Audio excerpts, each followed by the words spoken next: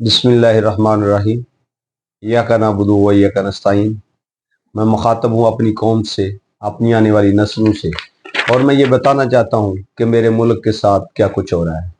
सबसे पहले जो बड़ी बात है कि एक अवामी नुमाइंदा, एक अवाम का इलेक्ट किया हुआ मेंबर, जिसको बाद में मेरे कायद इमरान खान ने KPK का CM मुकर्रर कर दिया, उसने क्या किया है कि ईद के दिन जब वफाकी हुकूमत ने KPK की हुकूमत को डिज़ोल्व करने के लिए, लेट डाउन करने के लिए, KPK के इलेक्टेड मेंबरान और CM को नाकाम ज़ाहिर करने के लिए जानबूझकर वहाँ पर लोड शेडिंग की, तो अवामी नुमाइंदा होने की वजह से जो कि लोगों के वोट की ताकत से आया है, वो खुद ग्रेड स्टेशन चला गया और वहाँ जाकर उसने खूब इनकी शतरौल की और इनको अंदिया दे दिया है कि मेरे सूबे के जो 1600 अरब रुपए हैं वो वापस करो, वरना दमादम मस्त कलंदर होगा, और लोगों की बिजली बहाल कराई।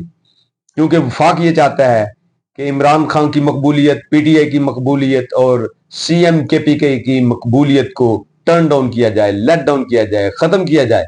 लेकिन इंशाल्लाह क्योंकि अवामी नुमाइंदे हैं, अवाम के वोट से आए हैं, इसलिए उन्होंने जाकर खुद वो ग्रिड स्टेशन पहुंच गए और लोगों की बिजली बहाल की, और आगे से भी ये कह दिया कि अगर ये जानबूझ के लोड शेडिंग का कोई ड्रामा करते हैं तो जो लीडरान है वो वहां पे पहुंचे और बहाल करें वो बिजली।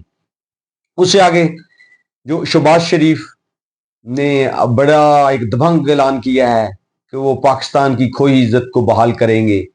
शहबाज कॉमेडियन, जो तुम्हें PM न्यूट्रल्स ने बनाया हुआ है, तुम्हारी हैसियत, तुम्हारी औकात कौम ने 8 फरवरी को बता दी थी, और नामलूम ने भी आपकी औकात को जाहिर कर दिया था।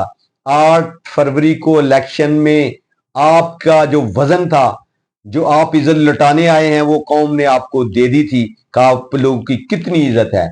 आप लोग 15 MNA की सीटें नहीं जीत सके थे, लेकिन शर्म की बात है कि आप जैली, फर्जी और न्यूट्रल के कांधों पर बैठ के मुल्क के PM बने हुए हो। लेकिन इंशाल्लाह कौम आपको इसका भी जवाब देगी, इसका भी हिसाब करेगी। उससे बढ़कर आगे जो हमारे DPO सियालकोट है, ये सारी कौम को पता है कि शाबाश हसन वाला वो DPO है जिसको मरियम नामनी ये कह रही थी कि शाबाश हसन। हसन ने क्या किया था कि इमरान खान साहब का एक जलसा यहाँ पे मुनक्कद हो रहा था, जिसको रोकने के लिए हसन शाबाश ने क्रैकडाउन किया और जितने PTI के वर्कर्स थे, लीडर्स थे, उनको गिरफ्तार कर लिया और उसको दूसरे जिले में भेज दिया, जिसमें बाद में एक रिट पिटीशन दायर हुई DPO के खिलाफ, और तब जाकर वो जो रिट पिटीशन 491 CRPC की रिट दायर हुई थी, उस पर फिर इनको दोबारा पेश करना पड़ा और वो लोग बाजियाब हुए। जो रियासती रिट है वो ये सब खुद जानते हैं, हमारे न्यूट्रल भी जानते हैं कि उसमें क्या कुछ किया जा रहा है, कि जो हमारे कबायली इलाका है वहाँ पे अदम तहफ़्फ़ुज़ बढ़ गया है। वहाँ तक नहीं, हमारे अमीर हमजा जो ब्रिगेडियर टायर थे, उनको इंडियन रॉ टारगेट करता है, लेकिन हमारे सिक्योरिटी के इदारे, हमारे वजीर, हमारे मशीर, वजीर आजम, हमारे ISPR की तरफ से कोई बयान नहीं आता। और इसी वजह से हम चाइना में भी गए थे, तो चाइना ने भी हमारी खूब शतरौल की है। हमारे चीफ ऑफ आर्मी स्टाफ भी वहां पे बड़े दूल्हा बन के गए थे, लेकिन उन्होंने कोई सरमायाकारी नहीं की, बल्कि इनकी मजम्मत ही की है। कोई जो पहले जिसको हम टॉप प्रायोरिटी पे लेके जाते थे, वो सिर्फ सुपर जस्ट प्रायोरिटी रह गई है। जो सुपर प्रायोरिटी थी उसको उन्होंने टर्न डाउन कर सिर्फ प्रायोरिटी पे लफज ले आए हैं। इसलिए चाइना ये कह रहा है कि हमारी इंटरनल सिक्योरिटी इंतहाई कमजोर है, जिस वजह से चाइना के जो इंजीनियर्स थे उन पर हमला हुआ, और अब ब्रिगेडियर अमीर हमजा साहब जो शहीद हो गए हैं, वो भी जिन्होंने कराया इन सबको पता है, लेकिन कोई बोल नहीं सकता। यहाँ पे हमने ये जो सिक्योरिटी लैब्स है, इसमें बेसिकली 3 जो हमारी मिनिस्ट्रीज हैं वो शामिल हैं, जिसमें वजीर दफा है, खारजा है, और इसमें हमारी ISPR की भी खास वजारत है। जब वजीर दफा, खारजा और दाखिला कुछ नहीं कर रही, जब उन्होंने अपने सर पे इतना इतना वजन उठाया हुआ है, जो गंदम स्कैंडल के मेन मोहरे हैं, जो मुल्क में 9 मई का एक जाली हुआ बना के उस पर अमल दरामद कराने के लिए अवाम को जलीलो रसवा कर दिया है, جس میں سے تمام لوگ باعزت بری ہو رہے ہیں. یہ وہ 9 مئی کا واقعہ لے کے بیٹھے ہوئے ہیں.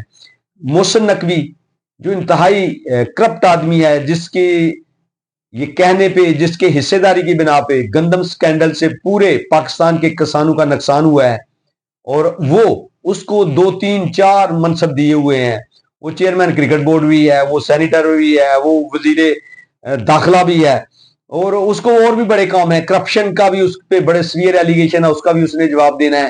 اس لیے جو ہمارے امیر حمزہ بریگیڈیئر کی شہادت ہوئی ہے، اس کے معاملے میں وہ انڈیا کو جواب نہیں دے سکتے. اور وزیر خارجہ ہمارے جو ان سے ہیں ساگڈار صاحب، وہ اس کو مالی معاملات میں بھی مداخلت کرنا پڑتی ہے، کیسے لوٹ مار کرنی ہے، کیسے شریف فیملی کو بینیفٹ دینا ہے. اور وہ معاشیت میں بھی، اکنامیکلی بھی، جو ہماری فنانس منسٹری ہے اس میں بھی ٹانگ اڑانی ہوتی ہے. اور صرف یہی نہیں، وہ ڈپٹی وزیر اعظم بھی ہیں پاکستان کے، اس لیے وہ بھی اس پہ بات نہیں کر سکتے. آخر میں ہمارے وزیر دفاع آگے، جو خواجہ وینٹیلیٹر ہے. خواجہ وینٹیلیٹر کے حالات آپ خود جانتے ہیں، جب آپ اس پہ جائیں، گوگل پہ سرچ کریں کہ جو انہوں نے ہمارے شہداء جو جن کی کارگل میں، سیاچین میں یا 71 کے یا 65 کے ہیں، ان کی جو تضحیق اس نے کی ہوئی ہے، وہ میڈیا پہ آپ دیکھ سکتے ہیں. اس لیے کسی بندے نے جو پراپر جواب تھا، جو انڈیا کو دینا تھا، وہ نہیں دیا. جو لاہور میں گھس کر وہ عامر تانبا کو قتل کرتے ہیں، جس کی رپورٹ گارڈین اخبار شائع کرتی ہے، لیکن ہمارے کسی صحافی کی جرت نہیں کہ وہ اس طرح کا کوئی کالم ہی شائع کر سکے اور یا کوئی رپورٹ شائع کر سکے. لیکن گارڈین اخبار کو کسی کا کوئی خوف نہیں، نہ ایک ایمرجنسی کا، نہ 2 کا.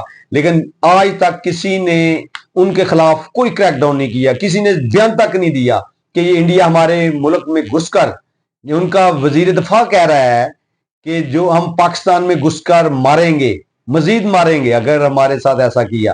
اور اس نے وہ قبول کیا، جو عامر تانبا کا قتل تھا وہ اس نے قبول کیا. اور پاکستان میں 20-22 لوگوں کے قتل ہونے کو وہ مان رہے ہیں کہ انڈین را ایجنسی پاکستان کے اندر سب کچھ کر رہی ہے. لیکن کسی کی کوئی جرت نہیں کہ ان کو جواب بھی دے سکے، کیونکہ سب کو پتا ہے کہ سب جعلی سیٹوں پہ بیٹھے ہوئے ہیں، ان کے پاس کوئی منڈیٹ نہیں، فارم 47 اور 45 کے چکر میں پھنسے ہوئے ہیں. اور جو ان کو لے کے آئے ہوئے ہیں وہ خود پھنس چکے ہیں.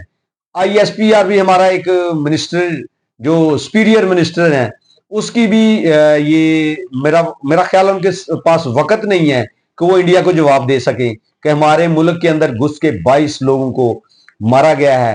اور انہوں نے، گارڈین اخبار نے اس کا جو کالم نگاری کی ہے، اس کے علاوہ کسی کی جرت نہیں ہوئی، کیونکہ ہر کوئی عمران خان بننے کے چکر میں ہے. شاہد فریدی جو کرکٹر ہے، لیکن انہوں نے حساب لگایا کہ جو عزت سیاست میں آ کر ہونی ہے وہ ویسے نہیں ہے. تو شاہد فریدی جس جگہ پہ پھنسا ہے، مریم نواز ہر طرح کی ٹک ٹاک، اور وہ ٹک ٹاکر گروپ سارا انہوں نے انگیج کیا ہوتا ہے کہ میں عمران خان کی طرح لوگوں کو فیل کراؤں اور وہ عمران خان بن جائے. شاہد فریدی جو UK میں تھے، انہوں نے جو ایک وہاں پہ کوئی ریلی نکلی ہوئی تھی جو فلسطینیوں کے خلاف تھی اور اسرائیل کے حق میں تھی. تو شاہد فریدی اپنی جو لوگوں میں فیملیرٹیز ہے وہ شو کرنے کے لیے وہ بھاگ کر، جو ریلی مسلمانوں کے خلاف تھی، جو فلسطینی مظلوموں کے خلاف تھی، اس میں جا کھڑا ہوا، اور جو اپنے حق کی مزید لانتیں تھی وہ اب وہ سمیٹ رہا ہے. بیسکلی اس کا جو انٹینشن یہ تھی کہ وہ عمران خان کی طرح بڑا مقبول ہے اور لوگ اس کے ساتھ مل کے تصویریں بناتے ہیں، انہیں روک لیتے ہیں. تو وہ جو اس نے اس کا مزہ لے لیا ہے وہ ساری قوم دیکھ رہی ہے. اور آخر پہ یہ ہو رہا ہے کہ محسن نقوی کے گھر والے سارے دبئی بھاگ گئے ہیں. محسن نقوی کو یہ احساس ہو چکا ہے کہ قوم جاگ چکی ہے، قوم اپنا حساب کتاب لینے کے قابل ہو چکی ہے، قوم ترکی ماڈل بھی جان چکی ہے، وہ ریسرچ کر چکی ہے، وہ قوم جو سری لنکا والا ماڈل ہے وہ بھی جان چکی ہے، اور اس طرح کے ماڈل مزید تیار ہو سکتے ہیں. اس لیے یہ انشاءاللہ بھاگ رہے ہیں. اور میرا ایک قائد عمران خان، جس نے یہ قوم کو سوچ، ویژن اور یہ خیال، تصور دیا ہوا ہے، جس لیے قوم جاگی ہے، کیونکہ سابقہ 75 سال سے یہ نون لیگ اور پیپلز پارٹی اوپر نیچے نورا کشتی لڑ رہے تھے. کسی کو معلوم ہی نہیں ہو رہا تھا کہ نامعلوم اس میں کیا پلے کر رہے ہیں. لیکن عمران خان نے سابقہ 75 سال کی روش کو دفن کر دیا ہے اور قوم کے ضمیر کو, قوم کی سوچ فہم کو بدل دیا ہے, اور قوم اس چیز پہ اکٹھا ہو گئی ہے کہ وہ اپنا حق لینے کے لیے جو آئینی قانونی ہے وہ ہر طرح سے ڈوڈائی کریں گے. تو انشاءاللہ میرا عمران خان, میرا قائد, وہ اب جیل سے نکلنے والا ہے. ان تمام چوروں, لٹیروں, ڈاکوں اور فارم 47 اور 5 والوں کو یہ علم ہو چکا ہے. اور جو سب سے بڑی بات, جو لاہور ہائی کورٹ لاہور کے چیف جسٹس ملک شہزاد صاحب نے اسپیسیفکلی الیکشن ٹریبونل کے لیے 6-7 ججز اسی لیے مختص کیے تھے کہ وہ الیکشن ٹریبونل کی جتنے کیس ہیں وہ سنیں, لیکن کیونکہ چور, ڈاکو, لٹیرے اور یہ ان کے ہمدرد نامعلوم وہ الیکشن کے فارم 45 اور 7 کی جو حقیقت ہے وہ سامنے نہیں آنے دینا چاہتے تھے, اس لیے انہوں نے فوری طور پہ ریٹائرڈ ججز پر مشتمل وہ الیکشن ٹریبونل کے وہ ججز تعینات کرنے کا منصوبہ بنا لیا, جس کے خلاف وہ ریٹ پٹیشن دائر ہو چکی ہے.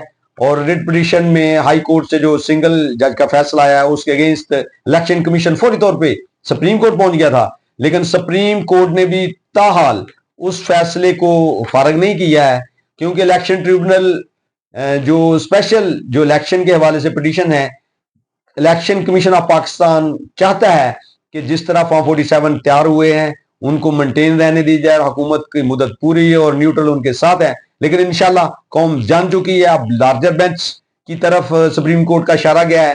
دیکھتے ہیں انشاءاللہ, ہوپ سو کہ قوم قائد کے ساتھ کھڑی ہے اور قائد قوم کے ساتھ کھڑا ہے. تو انشاءاللہ یہ قوم ایک دنیا کی عظیم قوم بن کے رہے گی. پاکستان زندہ باد, عمران خان پائندہ باد.